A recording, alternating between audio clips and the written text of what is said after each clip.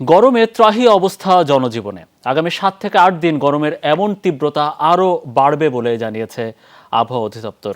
মে মাস জুড়েও এমন তাপ প্রবাহ থাকবে। এই অবস্থায় ঝড় বৃষ্টির সম্ভাবনাও দেখছেন না আবহাওয়াবিদরা। সিলন ফ্যামিলি ব্লেন্ডের কড়ালিকার আর সতেজ সাদের পারফেক্ট ব্লেন্ডে স্বপ্নেরা মিলুক টানা।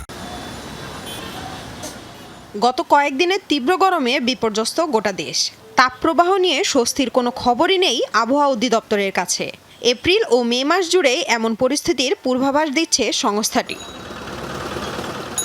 তীব্র তাপে অবস্থা নাজুক রাজধানীবাসীর, বাইরে চলাফেরায় দায়, বিশেষ করে শ্রমজীবী মানুষের দুর্ভোগ চরমে।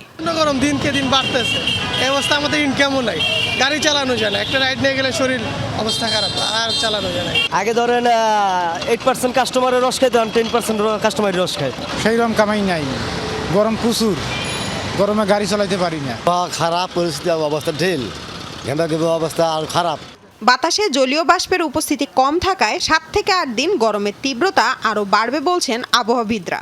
আমাদের যে কয়েকটা দিন আছে বৃষ্টি হইলেও আমাদের অনুভূত তাপমাত্রা তেমন একটা হেরফের হবে না, কারণ বৃষ্টিটা সাময়িক সময়ের জন্য হয়, আবার সময় পেলে আস্তে আস্তে টেম্পারেচারটা অনেকটা বেড়ে যায়। একটা পরামর্শ হলো যে বিশেষ করে 9টা 10টা 11টার মধ্যে তেমন একটা সমস্যা নেই, 12টার কাছাকাছি থেকে প্রায় 4টা 5টা পর্যন্ত তাপের প্রবাহটা বেশি থাকে, হিটটা বেশি আসে তখন। তো ওই সময় একটু ধরেন আমাদের নিরাপদ স্থানে থাকার জন্য বা বাইরে না বের হওয়ার জন্য, আর বিশেষ করে কালকে থেকে আমাদের সরকারি বেসরকারি অনেক স্কুলেই খুলবে, বাচ্চারা স্কুলে যাবে, তাদেরও একটু সমস্যা হতে পারে, যে অতিরিক্ত গরম থাকতে পারে। এ অবস্থায় স্কুল ও কলেজ ছুটি দেওয়ার আহ্বান কোনো অভিভাবকের। ফুল ক্লাসে রুটিন দিয়ে দিয়েছে, কিন্তু এটা ঠিক না।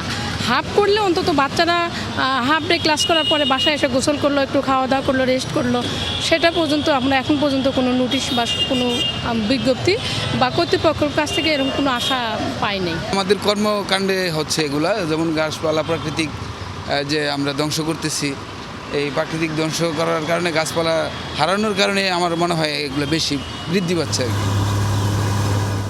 তবে তাপমাত্রা অসহনীয় হওয়ায় সরকারি স্কুলের অ্যাসেম্বলি বন্ধ ঘোষণা করেছে প্রাথমিক ও গণশিক্ষা মন্ত্রণালয়।